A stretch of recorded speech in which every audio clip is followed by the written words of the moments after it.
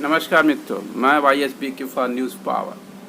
आप देख रहे हैं न्यूज़ पावर। आप समझने जा रहे हैं कि ज़मीन पर न्यूज़ पावर क्या कर रहा है और सरकार क्या कर रही है।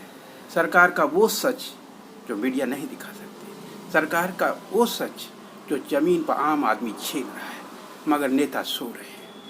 चाहे नेता किसी भी पार्टी का हो, चाहे विधायक जी हों, ब्लॉक प्रमुख जी हों, महाप्रधान साहब हों, सब सो रहे हैं। जनता अपनी ज़िंदगी की लड़ाई खुद लड़ रही है, मगर नेताओं को उससे कोई फ़र्क नहीं पड़ता। नेता को सिर्फ उस वक्त याद आता है और वो जाति याद आती है, फिर उस वक्त धर्म याद आता है, और उससे भी काम नहीं चलता तो धमकी याद आती है, क्योंकि उसके पास ताकत भी होती है और फोर्स भी होती है। जो फैसला खुद पुलिस नहीं कर सकती, वो फैसला नेता कर लेते हैं। लेकिन जब आम आदमी के सपोर्ट के लिए ज़रूरत पड़ती है तो नेता के न फोर्स होती है न दौलत होती है, सिर्फ चिकनी चुपटी जुबान होती है। क्यों? आज यही कारण है। भारतीय बहुजन समाज आज 97% भारतीय बहुजन समाज दलित है, पिछड़ा है और गरीब है, बेचारा है, बेबस है। क्यों? इसलिए नहीं कि सिर्फ उसके पास आर्थिक तंत्र की मजबूती नहीं है, आर्थिक तंत्र की मजबूती नहीं है। जब उसके आत्मबल को कमज़ोर कर दिया जाता है, उसकी आत्मचेतना पर हमला किया जाता है, और वो भी प्रशासनिक तंत्र के द्वारा, और नेता चुपचाप देख रहा होता है, चाहे वो पक्ष का हो या विपक्ष का हो। ऐसा क्यों? ऐसी अनैतिकता की बाढ़ क्यों आ गई? जय भारत, जय गीता, जय संविधान। आइए हम बताते हैं ऐसा क्यों हुआ। मित्रों, स्क्रीन पर जिस व्यक्ति को आप देख रहे हैं, ये इसी आजमगढ़ के रहने वाले एक सब कंट्रैक्टर हैं, तो वो भी सीवर नाली के रोड के जो 4 लेन आजमगढ़ रानीसराय में बनी हुई है, और आजमगढ़ वाराणसी नेशनल हाईवे का, उस 4 लेन के सीवर नाली में कुल 2 साल करीब हो गए। 6 महीने से सीवर नाली, और कहीं साल भर से, कहीं 1.5 साल से बनी हुई है, लेकिन उस पर टॉप नहीं लग रहा है। क्यों? यह हमारे जेई साहब हैं, अब आप जिसे देख रहे हैं। ये जेई साहब बेचारे इनसे सिफारिश कर करके मात्र जो है 15 से 20 फीट लंबी सीवर नाली हमारे घर के सामने, हमारी शॉप के सामने बननी थी। उसके लिए बेचारे महीनों तक इस सब कॉन्ट्रैक्टर से सिफारिश करते रहे, और फिर भी अपने ही तरीके से काम किया, और अभी तक टॉप नहीं लगा। इस साइड तो लग गया, लेकिन उस साइड का टॉप अभी भी नहीं लगा। क्यों? इनको क्या चाहिए?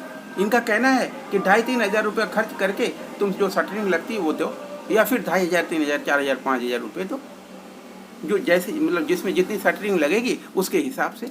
यानी इनको पूरा लेबर चार्ज चाहिए एक आदमी का। आएगा जब तक पूरा पुख्ता सबूत उसके सामने न प्रस्तुत हो जाए, चाहे वो 6 साल लगे, चाहे 10 साल लगे, चाहे वो मर जाए, तो बाहर ही खड़े हैं बस।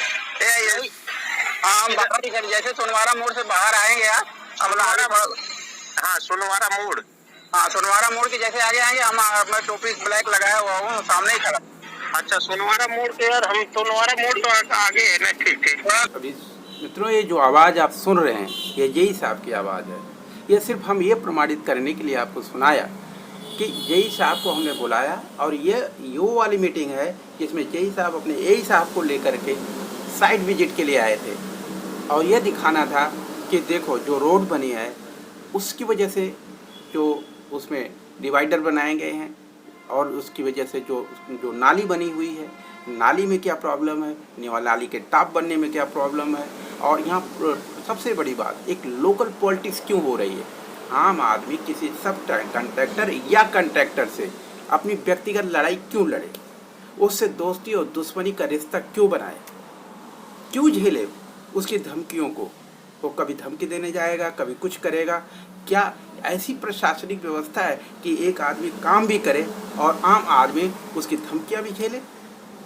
ये सब हो रहा है आजमगढ़ में, जब उसकी 4 लेन बन रही है और उसके साथ में कुछ एसोसिएट जॉब भी हो रहे हैं, जैसे सीवर नाली का काम, डिवाइडर का काम, वगैरह वगैरह। हर जगह पॉलिटिक्स, हर जगह लोकल पॉलिटिक्स, और बहुत ही निम्न स्तर की लोकल पॉलिटिक्स है। और ये जो कॉन्ट्रैक्टर हैं और या उनके सब कॉन्ट्रैक्टर हैं, इवन कॉन्ट्रैक्टर के जो वर्कर हैं, वो भी बड़े नेता टाइप हैं। वो भी आम जनता से लड़ने, उनको परेशान करने, उनके धमकी देने से बाज नहीं आते। इनके वर्कर तक धमकी देने घर पे आ जाते हैं। ये यही साहब को पता है। ऐसे हालात में आजमगढ़ डीएम और प्रशासन को सोचना होगा कि आजमगढ़ में किस प्रशासनिक व्यवस्था के अंदर पीडब्ल्यूडी डिपार्टमेंट और उसके कॉन्ट्रैक्टर सब कॉन्ट्रैक्टर काम कर रहे हैं। अब ये देखो कैसे टेढ़ा टेढ़ा सब करके, मतलब जैसे भी बनाया तो उन्हें बनाया, पूरा क्लियर कर देना चाहिए। ढक्कन उक्कन लगा करके आज 6 साल इनकी सरकार हो गई, 6 साल में ये काम नहीं पूरा हो पाया।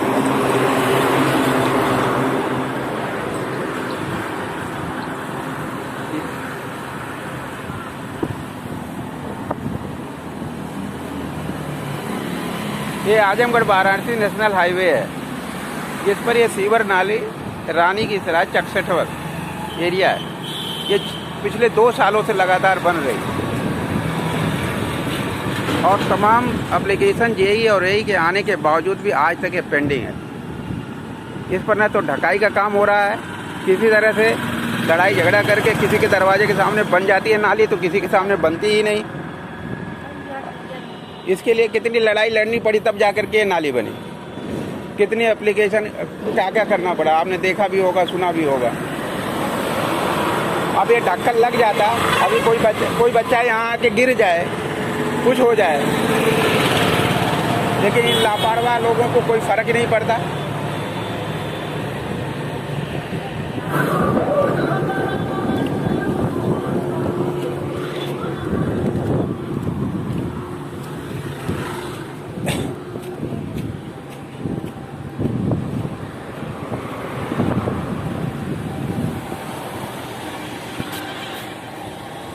क्या इसे पीडब्ल्यूडी विभाग का न्याय कहा जा सकता है क्या? एक तरफ है कि रोड तोड़ करके भी नाली को सीधा कर दिया जाता है, जैसा कि आपने पीछे देखा, और दूसरा ये है कि एक व्यक्ति जो अपना घर खुद गिरा रखा है और नाली उसके घर के अंदर और भी जा रही है, जबकि वो ऑलरेडी पहले ही गिरा चुका है और रास्ता खाली कर चुका है। रास्ते की नाली के लिए भी पूरी जगह थी, लेकिन खंबा रास्ते में आया तो खंबे तक तो नाली बन सकती थी, लेकिन नहीं, उनकी बनी हुई एरिया के अंदर नाली ले जाया जाएगा। वही जबकि इस नाली का जो पोर्शन है आप देख सकते हैं, और जो रोड का किनारा है उसके बीच में 4 फीट की जगह है, यानी डबल नाली यहाँ बन सकती थी। लेकिन इसके बावजूद भी नाली को किनारे से ले जाने के बावजूद, अलाइनमेंट को मेंटेन करने के बावजूद की कहानी पूरी नहीं की गई, बल्कि ये करोड़ों रुपए का, इस एरिया का सबसे महंगा घर था, इन्होंने खुद अपने से तोड़ करके गिराया है।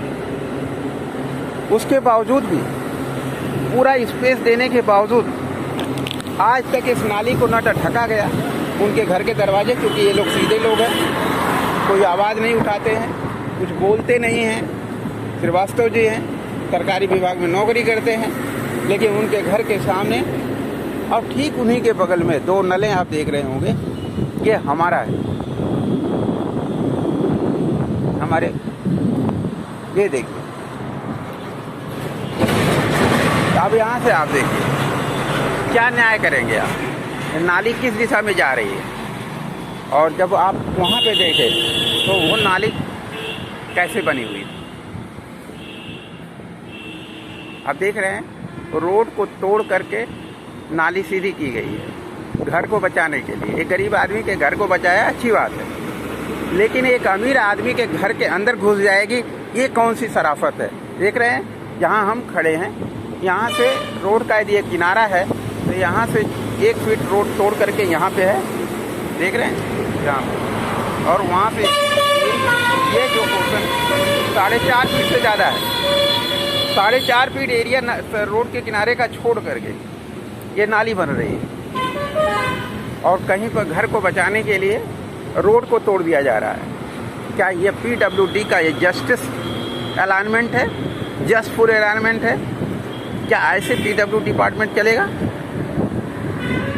जेई के आने के बावजूद, जेई साहब आए हुए बहुत ही ईमानदार वीबी सिंह साहब हैं, ये उन्हीं के चलते ये छोटी सी नाली जाति, धर्म और व्यक्तिगत इंटरेस्ट, इसके लगने वाला जो शटरिंग होती है, उस शटरिंग कम से कम 2-2.5 हज़ार एक घर के, मतलब ये 9 फीट की शटरिंग होती है, 2-2.5 हज़ार की मिलेगी। ये ठेकेदार का जो सब ठेकेदार है वो कहता है कि जो शटरिंग देगा उसका काम होगा, जो शटरिंग नहीं देगा उसका काम हम अपने ढंग से करेंगे। कब करेंगे ये हमारी मर्जी है। आज उसी का परिणाम है। आप देख रहे हैं चारों तरफ घासें और नालियाँ भरती चली जा रही हैं। जो जेई साहब के इंटरफियर करने के बाद इतनी छोटा सा पोर्शन बना, आप ये देख रहे हैं। जो व्यक्तिगत रिश्ते और उनके व्यक्तिगत डिमांड को लेबर की तरह, एक आदमी लेबर चाहिए और उनको शटरिंग चाहिए तब वो करेंगे। जैसा ये भाई साहब का हमारे बगल का, ठीक बगल का, वहाँ पे बना हुआ, वहाँ बना दिया गया। जिनसे व्यक्तिगत कुछ रिश्ते थे या वो जो शटरिंग और प्लस वो 2,000-2,500 हज़ार खर्च करने वाली बात थी, उनको उनका काम पूरा कर दिया गया। तो क्या ये रिश्वतखोरी नहीं है? क्या ये इलीगल मैनेजमेंट नहीं है पीडब्ल्यूडी का? ये आदरणीय योगी जी को देखना पड़ेगा। क्या वह पीडब्ल्यूडी डिपार्टमेंट को ऐसे ही चलाना चाहते हैं? क्या ऐसे नालियों में गंदगियां भरी रहेंगे और इसके ऊपर से कवर पीट लगा दिया जाएगा? नाली के ऊपर होने वाले प्रभावों का प्रभाव कौन लेगा? इसका जवाब कौन देगा? योगी जी के पास अपने जेई और एई से पूछने के लिए समय है क्या? क्या इसी को विकास कहते हैं? क्या ऐसे ही आजमगढ़ का विकास पिछले 4.5 साल बीतने के बावजूद में 6 साल की सरकार हो चुकी है, केंद्रीय सरकार, ये राष्ट्रीय राजमार्ग है जो आदरणीय गडकरी साहब के मैनेजमेंट के अंदर आता है। गडकरी साहब को भी देखना पड़ेगा कि ये पीडब्ल्यू डिपार्टमेंट का मैनेजमेंट क्या ऐसे ही चलता है क्या? 77 सालों की आज़ादी में क्या पहली बार ये गडकरी साहब का ये डिपार्टमेंट है जो पीडब्ल्यू डिपार्टमेंट एक सीवर नाली बनवाने का काम भी ठीक से नहीं पूरा कर सकता? यह आजमगढ़ के प्रशासन के डीएम साहब को भी देखना पड़ेगा कि उनके प्रशासनिक तंत्र के अंदर के जेई और एई का क्या हाल हो रखा है। एक सब कॉन्ट्रैक्टर जो वर्कर के टाइप का होता है वो चैलेंज कर रहा आम आदमी को। आम आदमी का उस वर्कर या कॉन्ट्रैक्टर से क्या लेना देना है? वो क्यों साल तक उससे लड़ता रहे? क्यों उससे व्यक्तिगत तौर पर झगड़े करे? ये डीएम और एसपी की जिम्मेदारी नहीं बनती है? क्या ये सीएम की जिम्मेदारी नहीं बनती है? या पीडब्ल्यू डिपार्टमेंट के जेई और एई की जब बातें नहीं सुनी जा रही हैं तो उनको संरक्षण कौन देगा? यह आंखों के सामने का सच है। इसे बदलने की जिम्मेदारी सरकार की है और व्यवस्थाओं की है और डिपार्टमेंट के लोगों की है और डिस्ट्रिक्ट प्रशासन की है। या तो डिस्ट्रिक्ट प्रशासन फेल है या शासन की व्यवस्था मंत्रालय फेल है। गडकरी साहब को सोचना पड़ेगा कि दिल्ली में बैठकर प्रशासन चलेगा या आजमगढ़ की ज़मीन पर उतरकर उसका सच भी देखना पड़ेगा।